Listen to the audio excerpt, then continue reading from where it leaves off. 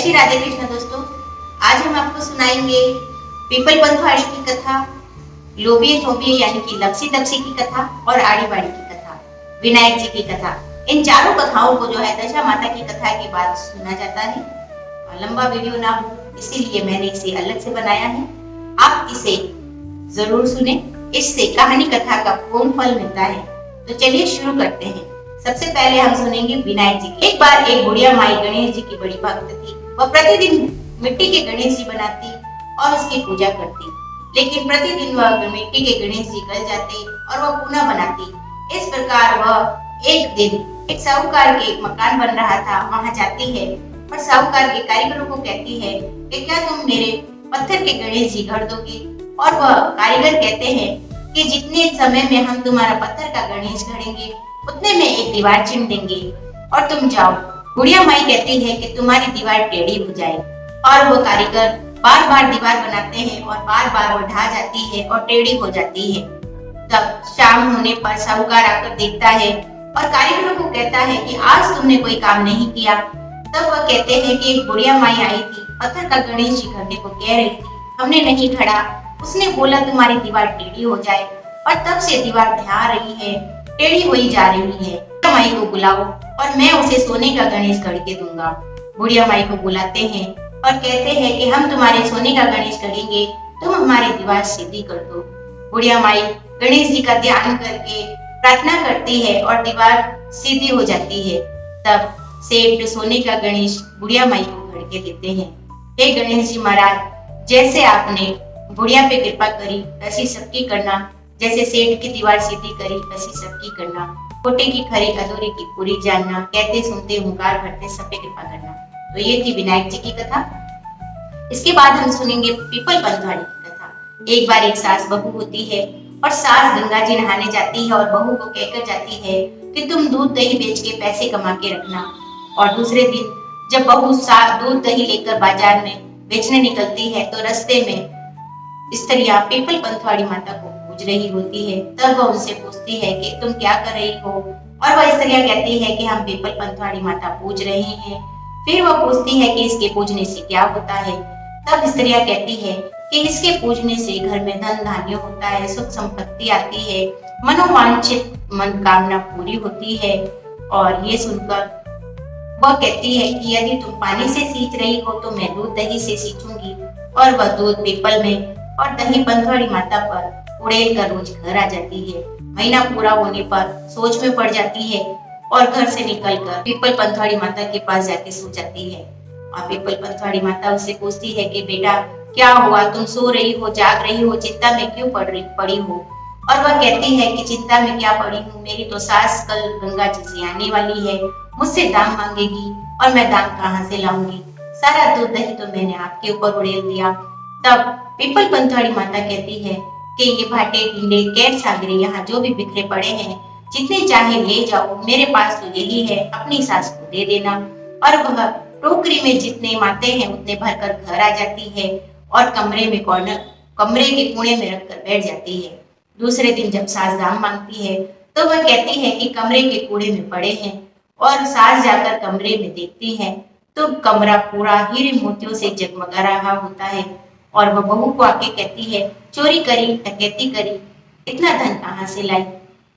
तब बहू कहती है कि मुझे तो मेरी पीपल पंथवाड़ी माता टूटी है, मैं प्रतिदिन दूध दही उन्हीं को चढ़ाती थी, उन्हीं की कृपा से हो गया है।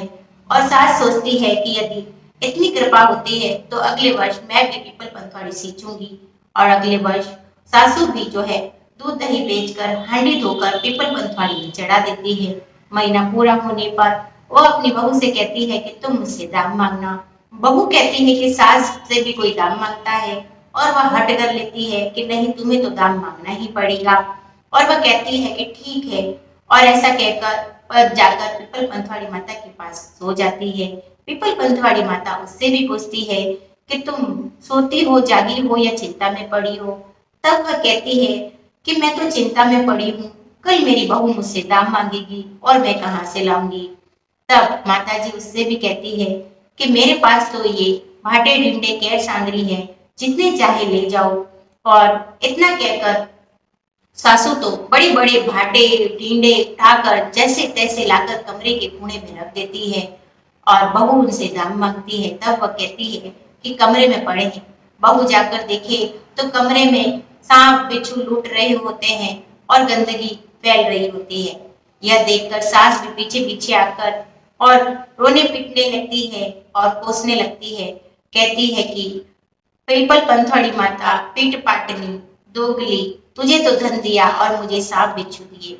तब पास की स्त्रियां उनसे कहती है कि बहू तो सत की भूखी सींचे और तुम धन की भूखी सींचो, इसीलिए उसे धन मिला और तुम्हें सांप बिच्छू मिले। सास बहू के पैर पड़ती है और बहू कहती है कि नहीं माता जी, आप पढ़ो पीपल पंथवाड़ी के पैर और मैं छूं आपके पैर। दोनों ही पीपल पंथवाड़ी माता के पास जाकर उनके पैर छूती है। सास अपने किए की क्षमा मांगती है। सांप बिच्छू सब मिट जाते हैं। हे पीपल पंथवाड़ी माता, जैसे आपने बहू को दिया वैसा सबको देना, जैसे सास को दिया वैसा किसी को मत देना। कोटे की खरी अधूरी की पूरी जानना। तो बोलिए पीपल पंथवाड़ी माता की जय। ये थी पीपल पंथवाड़ी माता की कथा। अब हम सुनेंगे लपसी तपसी की कथा।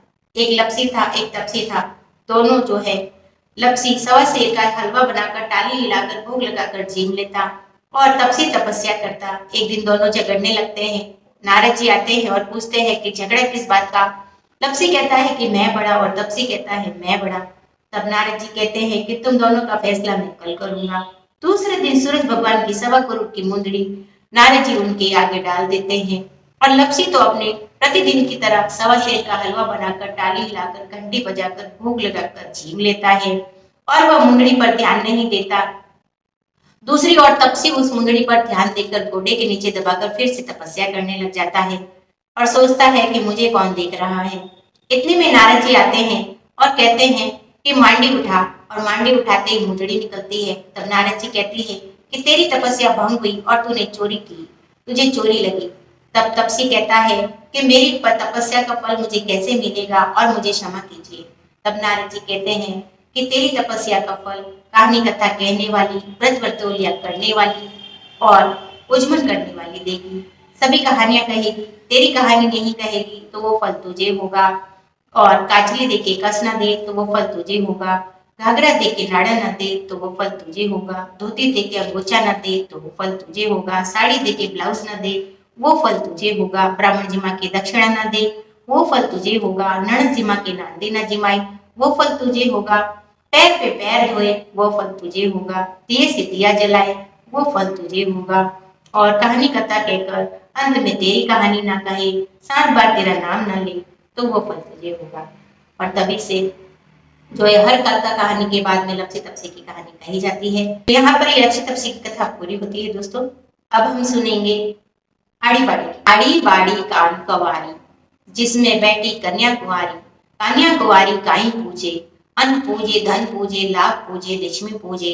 दशा माता की बाड़ी पूजे, पीपल पंथवाड़ी की बाड़ी पूजे, तुलसा माता की बाड़ी पूजे, शिव पार्वती की बाड़ी पूजे, विष्णु लक्ष्मी की बाड़ी पूजे, गणेश जी की बाड़ी पूजे, सूरज चंद्रमा जी की बाड़ी पूजे, भूलिया चुकिया 33 करोड़ देवी देवता की बाड़ी पूजे। तिलड़ी में तेल, खिलड़ी में घी, सासू को पुरुषनु, बहू को जीमुनु, सोना का हाकड़ा, चांदी का ढाकड़ा, भाई को मान, भौजाई को दान, उठो भाई उठो तारे चौथ विनायक टूटो।